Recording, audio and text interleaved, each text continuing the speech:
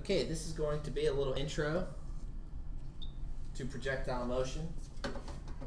In the previous chapters, we dealt with just the x direction or the y direction. Okay, but we never had an object that was actually in both at the same time. Okay, in projectile motion, that's what occurs. Okay. So for example, we'd have like an initial velocity, and that projectile would launch out and land on the ground. So you would have an initial velocity that looks a little something like this, where the object will land on the ground somewhere else, okay, than where it started. And it actually would have gone in both the x direction and the y direction at some part. Okay, this setup right here, this picture is a typical example of when we think about a projectile. It could be a cannonball being shot, it could be a javelin being thrown, a long jumper, whatever you're talking about. Okay, throwing a baseball. Before we begin and we actually look at a little bit of the math or the concepts behind it, we need to make 4 assumptions. And I'm going to write them shorter than I actually say them. Okay, so number 1, the first assumption is that we assume that the acceleration due to gravity is the same the entire trip. Okay, now why does that have to be an assumption? Well, the higher you get in elevation, okay, actually the less gravity is, the less the value of gravity is. So for example, gravity on sea level, on the Earth at sea level, is 9.81 meters per second squared. Here, where we're at, above sea level, it actually reduces down to 9.80 when you round it. Okay, so the gravity stays constant. Number 2, we do not take into account air resistance. So I'm going to just write do not count air. So you'll notice that we have symmetry on either side of this drawing, or at least pretty close to it. If air was involved, it wouldn't look like this. If you were ever standing to the side of somebody hitting like a golf ball or throwing a ball, you'll notice that the projectile actually go out and then it kind of falls short. Okay, that's because there's actually an acceleration in the x direction caused by air, and in our case we don't have that. Okay, it makes the problems a lot more difficult when there's air involved. Number 3,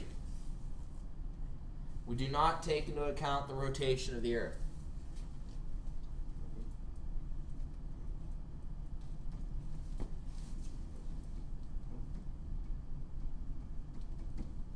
I think that's self-explanatory there.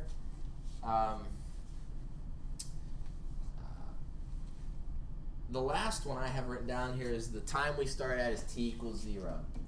And I think this is something that we hardly really need to talk about, because most of the time I don't think students would start their stopwatch at anything else than 0 when you're about to throw a projectile. Okay. One I guess I never talk about for the 4 assumptions, I guess I assume that people won't even think about this, is that the ground is actually flat. Okay, we're going to assume that the ground's flat, and that also makes problems a little bit easier. Okay. And of course, we only assume it's flat until we say in a problem that it's not. Okay, so those are the 4 assumptions we make.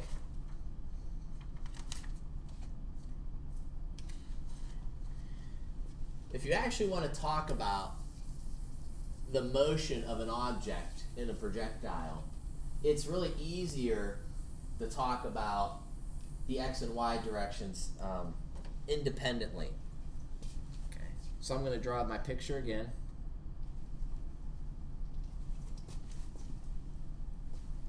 My ground.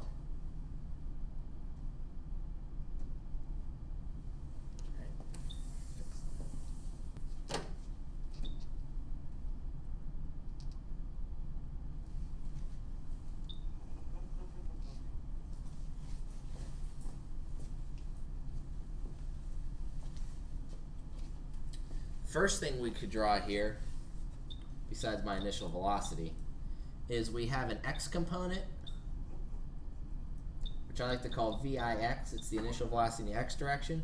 And we also have the initial velocity in the y direction. If I could actually draw this. We have an initial velocity in the y direction. This is what I'm talking about when I say look at both independently. Now, if you think about it, if I have an object and I'm throwing it straight up in the air, that velocity of the ball as it goes up, here's my ball. If I throw it straight up in the air from the ground, the velocity is going to be the greatest right as soon as it's thrown.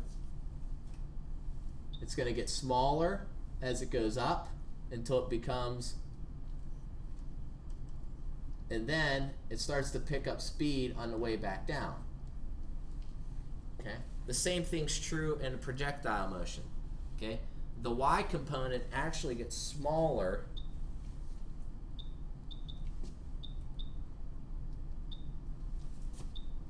as it goes up, and it gets larger again as it goes down. Okay?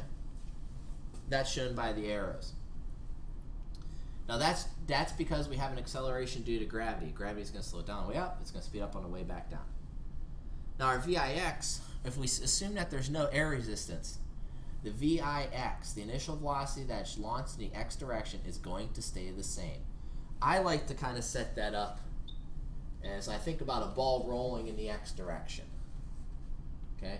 That ball rolling, if you're on flat ground and there's no friction or whatever, will just continue moving at the same exact velocity until somebody kicks it or somebody stops it. Okay? These arrows are supposed to be all the same length here to show that the velocity is the same. The same holds true